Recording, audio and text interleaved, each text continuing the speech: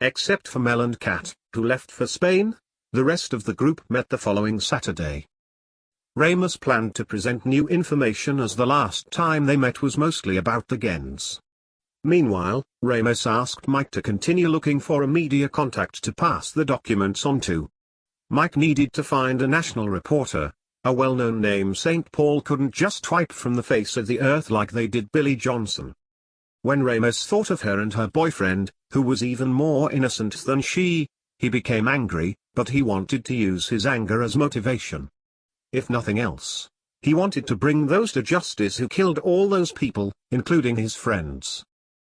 Mike told him it might take time to find someone. So far, no one seemed interested in the material, especially when Mike had to be careful about what he revealed. Come Saturday morning, Ramous, Zoe, Mike, and Peter met in Ramous' office to go over the files. Ramous included Peter because of several accounting documents and expected Peter to decipher them. He told Peter to follow the money. Ramous set up a large folding table in the office and laid the files out so they could access them easily. He turned to Mike and said, "There are 14 thumb drives I haven't looked at yet, but I've stayed up late every night going through the paperwork. We need to get through this so I can concentrate on training my new assistant. I need to be 100% when I do, and all of this research is burning my brain out." Zoe reached out and put her hand on his shoulder and said, "I understand, Ram. You're not alone. We'll get through this together." "Yes, I believe we will. First, I want to find where the gen patents are. Mike, do you know about the gen's patents, and where we might find them?" St. Paul has thousands of patents. With every small item or process, they create a patent. There's not enough room in this hotel for them all. So, you need to be more specific. Zoe said, "Every gen has a patent. We are all marked with its number on our pinky fingers and the heel bones of our feet. If a gen should die and public law enforcement agency get involved, St. Paul only needs to provide the patent for the gen and those agencies will have to back off. St. Paul can kill any gen anytime they choose and not face prosecution. Legally, we're their property." Ramous said, "So, Zoe, and I figured that we want to find those patents first. I was hoping we might at least find out where they're keeping them and how to destroy them." Mike offered to make inquiries regarding those patents. It was becoming clear the group depended a great deal on Mike. They expressed their gratitude, thanking him for involving himself so deeply. He could have just walked away. He looked at Ramous, and asked, "Does this mean you're going to help with bringing the corporation down?" "I guess, but first we need to find those patents." After they finished discussing the patents, Ramous handed Peter 2 ledgers and a stack of financial documents to review. "If you wouldn't mind, just concentrate on the financial records." As he was handing the stack of ledgers to him, one fell on the floor. Ramous picked it up and looked at it. He sat in his office chair to further investigate the document. Everyone else continued to review other files. 15 minutes later, he turned to Mike. "Mike, are you familiar with the name Louis Acadie?" "It sounds familiar, but I have to say no." "Why?" "Louis Acadie is one of the founders of the St. Paul Corporation. He and 5 other billionaires launched the company in 1980. According to this document, they agreed to fund Hartwig's experiments. In this document are 5 other men listed with their countries of origin. Acadie is from Italy, a Prince Khaled Fouad from Saudi Arabia, Sebastian Fischer from Germany, Roger Pollan from Canada, David Goldberg from Israel, and Mark Cannon from the US. There was another list of names below the first list. Some were scratched out and new names added. Ramous knew they were retired politicians, or politicians who were still in office. He handed Mike the document and asked, "Do you recognize any of those names from either list?" "Yes, I recognize them, particularly Cannon, who is a high-ranking congressman from New York. I recall big donations coming out of Seattle and Portland made to him and others. A lot of money exchanged hands, but I had no clue St. Paul supported so many politicians." Ramous said, "Many of the so-called donations look more like bribes. As a detective, I've gone undercover to reveal these kinds of crimes, and most of the payments made to these politicians are bribes in how the money was paid and used. Ledgers like these are not for record keeping. They keep them to blackmail anyone who might reconsider. It's how they keep, in this case, the politicians in line. So, they often reveal actual payments and how they were made under the table, which is one reason I've asked Peter to follow the money. Mike said, I always thought something was wrong when I see bills both state and federal go through the House and Senate favoring St. Paul. I found it disturbing how most of those politicians aggressively supported abortion and stem cell research bills. Such bills were introduced regularly and always exceeded what I called human dignity. Those bills often created intense discussion on the floor because of their controversial nature. I understand now how these people were in St. Paul's pocket all along, and how many of those bills related to the Angel Project. It only makes sense the file's name Cannon as a founding father of the corporation. He introduced and supported most of those bills. I always wondered why anyone stayed in Congress as long as he did. Ramous pointed at another stack of documents and said, this document is related to those documents that explain where the project started, who started it, and a different list of names of other world officials who weren't involved with St. Paul.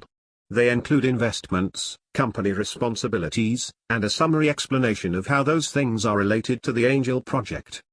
These ledgers alone could be troublesome for St. Paul. Much of it proves treasonous activities, including documentation about payments paid to foreign governments allowing St. Paul to kidnap and murder their homeless. Ramous thumbed through a stack of papers on the table until he found another particular document. He handed it to Mike, who passed it around.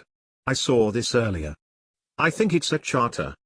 It reads like a Nazi manifesto and proves St. Paul's intentions were evil right from the start. They understood what Hartwig was doing to children from the beginning, and points out that they didn't start with only aborted children.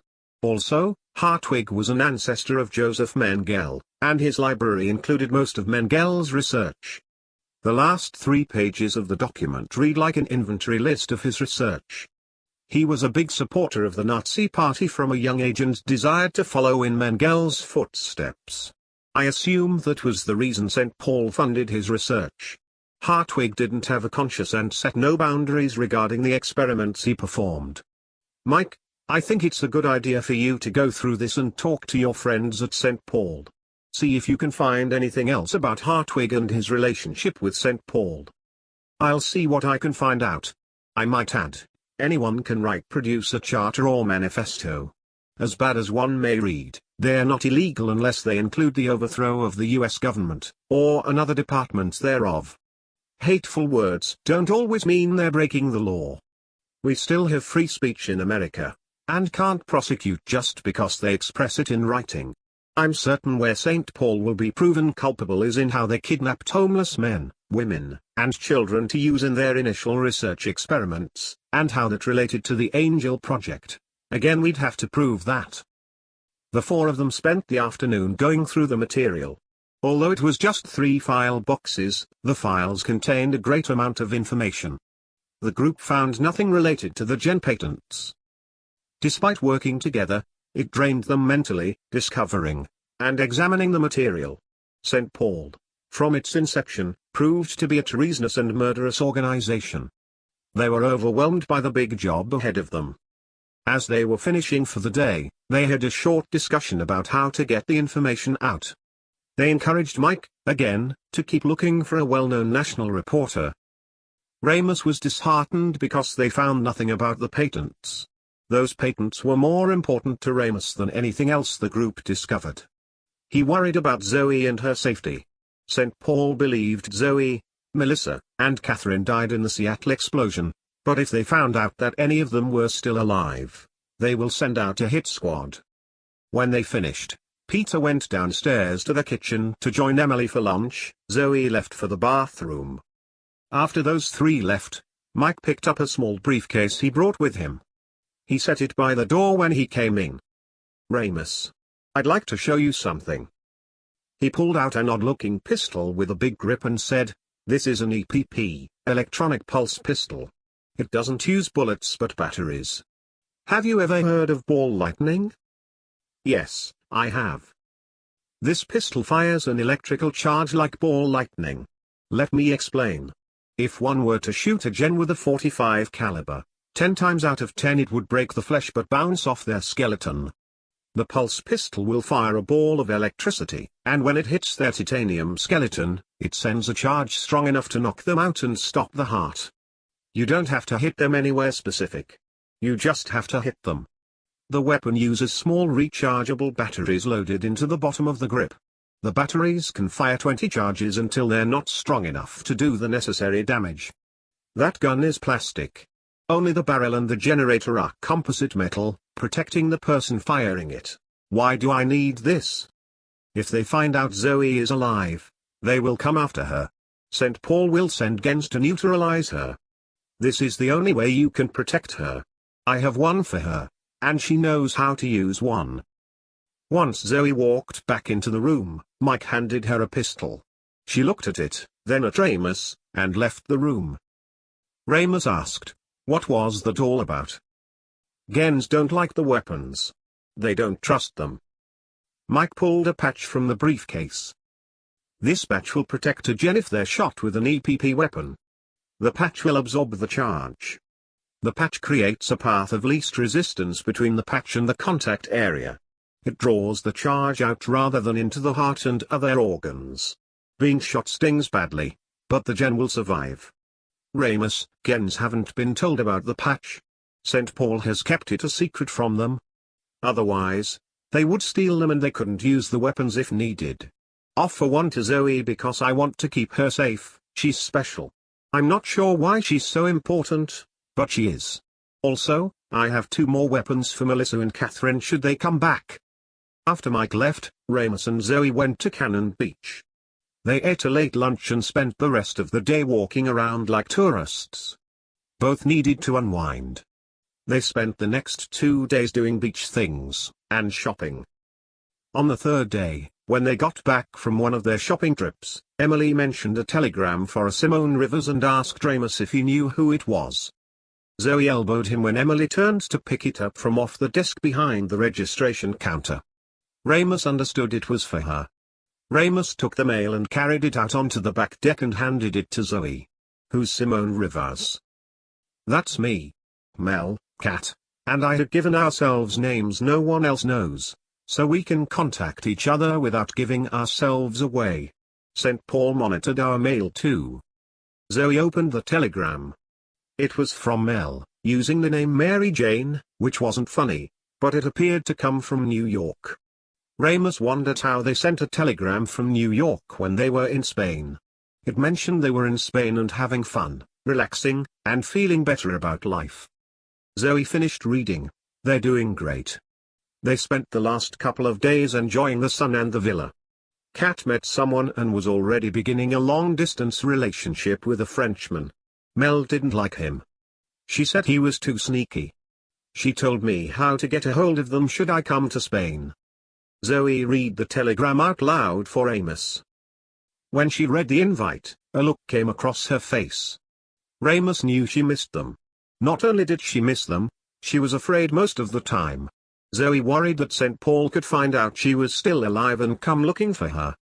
It turned out that Margaret needed a couple weeks more so she and her family could get situated. So, Ramous took a couple weeks off from work, and despite Zoe's fears, the couple spent the time being tourists, shopping. Man, she can shop. Zoe didn't find it funny when he brought it up, so he answered wisely. He wisely mumbled, when she asked him about clothes, "Do these pants make my butt look big?" Mike came by Sunday evening, and as they were sitting on the back deck, Mike said, "There's a rumor Sawyer was in London. He's a Brit, after all. Since St. Paul has rounded up most of the first gens, and now they're probably looking for him. I'm surprised he's exposing himself in the open like that. Apparently, he's acting like a tourist, not doing much else. I guess his plan to take over St. Paul was a failure." "Thanks, Mike, for the information. Now, I'm curious. How did you get this information? Are you still working for St. Paul?" "No. Long before any of this took place, there was a group of us in upper management who suspected St. Paul was dirty. We formed a little group after we discovered the gens. I won't give any names, but most in the group are still high in the organization. That's where I get my information. Okay, how are you doing for finances? Ramous, I'm fine. I don't need money now and have stashed most of my money into 3 different accounts under aliases. I'm still lying low, trying to stay out of St. Paul's crosshairs, and I hope once this is over, I can return to my home, life, and friends. Ramous felt sorry for Mike. He must have given up a lot because of all this. On Wednesday, Hank and Maggie moved to town a week later than expected. The sale of their house got hung up in escrow and almost fell through. Once in town, Hank entered negotiations with a local landlord, and rented a house until they could find one to purchase. Friday morning, Ramous and Maggie went into the station where he introduced her to all the other officers and staff at the station, including Larry, who was back on limited duty. Maggie, register any weapons with Claire and then come into my office, please. Once in the chief's office, he gave her a badge and issued her an eye pistol. How do you feel about being chief for 2 weeks, starting Monday? I'd like to take another 2 weeks of vacation, Zoe, and I want to go to London. Do you mind? That's not a problem. I've run departments before, and the laws haven't changed so much in Oregon to cause me to be inept. What will the rest of the station think? I'll tell Claire, she'll keep them in line. It's not for certain yet, but, regardless, it could be a good time to get to know the other officers and staff. Meanwhile, in London, Brett pulled up to his favorite restaurant for dinner. He'd been in London for 6 weeks now. He didn't bother changing his name or concealing himself as he was in contact with a good friend within the corporation. Before he got out of the vehicle, his cell rang. Hello. Hello, Brett, can you talk? Hi Alan, got any news yet? I'm eager to get back to work. Not yet. I'm still working on it. You left a mess, and upper management isn't too happy, but they're still considering it because no one else can control the first gens, what's left of them. Okay, why did you call me? To warn you not to do anything stupid until we can get this resolved. Just keep doing what you're doing, acting like a tourist, and keep out of trouble and under the radar. Someone told me to warn you and tell you not to talk to anybody, or there will be no chance of coming back. Brett, they're watching you. Do you understand? Yes, I do. Thanks for the call, Alan. Goodbye, Brett. Brett was 6'2" with an above-average muscular build. He wore a military haircut as he spent most of his life in the military. Although he was a Brit, he joined the US Marines at age 17. Before he was out of boot camp, they encouraged him to join Special Forces. Brett excelled and moved up through the ranks and became one of the top trainers for 3 different departments of the military. After 21 years in the service, he retired as a full colonel. The FBI recruited him to be a liaison with MI6. 3 years later, he left the FBI for the CIA as an instructor in self-defense, urban combat, and undercover operations, particularly in the Middle East. Brett worked for the CIA for 5 years before St. Paul recruited him to train the first gens in self-defense and undercover operations in the Middle East. The second gens did not like him. So, another man by the name of Harris Gilmore trained them. Gilmore proved to be a much better trainer than Brett. They tried to fire Brett because of his frequent indiscretions with many of the female gens, but the first gens refused to work with Gilmore. Brett knew about the mental illness of the first gens and used it to his advantage. The call from Alan upset him, but he was hungry and looking forward to eating his favorite meal, prime rib and lobster. He came to this restaurant at least once a week on Wednesdays, just for that meal. As he finished ordering, he noticed 2 Arabs sitting 4 tables over. Something about them caught his attention. Focusing on one, he recognized him. It was Omar Badawi. The 2 of them have worked together undercover on 3 occasions in the past for the US and Saudi governments. Brett became uncomfortable. He knew he was in trouble. When the waiter came by, he grabbed him and said, "I need to use the bathroom, just set my dinner on the table, and I'll be right back." He said it loud enough for the two Saudis to hear him. The waiter agreed. Brett got up and headed for the bathroom. He knew there was a door out the back of the restaurant. There always is.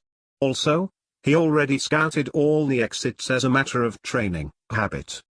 Once out the back door, things went black. When he woke up, he was tied and handcuffed to a metal chair. Omar and another Saudi were standing in front of him, talking. When they noticed he was awake, Omar turned to him and said in his strong Arabic accent, "Well, hello Mr. Sawyer. It has been a long time. How are you?" "I'm fine, Omar, and you?" he answered, and then asked, "Why am I here?" "We need to ask you a few questions, and those corporate powers, your friends are concerned you wouldn't cooperate. I tried to tell them you're a cooperative man, Brett, but they wouldn't listen and gave me certain instructions. So, here we are my friend." "What questions are those?" "We want to know why you're in London and who you have been in contact with since you arrived.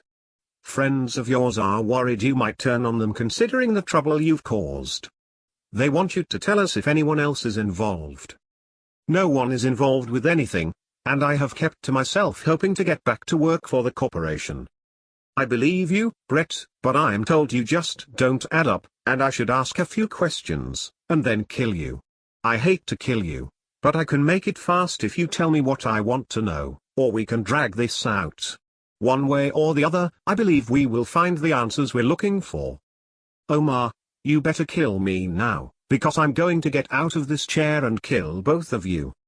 Then I'll go back and finish my dinner." The man standing next to Omar pulled his pistol and shot Brett Sawyer through the forehead. Omar was mad and asked, "Why did you do that?" Kamal, the man standing next to him, answered. He was out of the cuffs already and almost had the rope untied. I could tell by how he moved his shoulder. Omar walked behind the chair to see Brett was out of the cuffs and had just finished untying the last knot of the rope they had bound him with. Kamal looked at Omar and said, "You need to learn how to tie a better knot. I guess.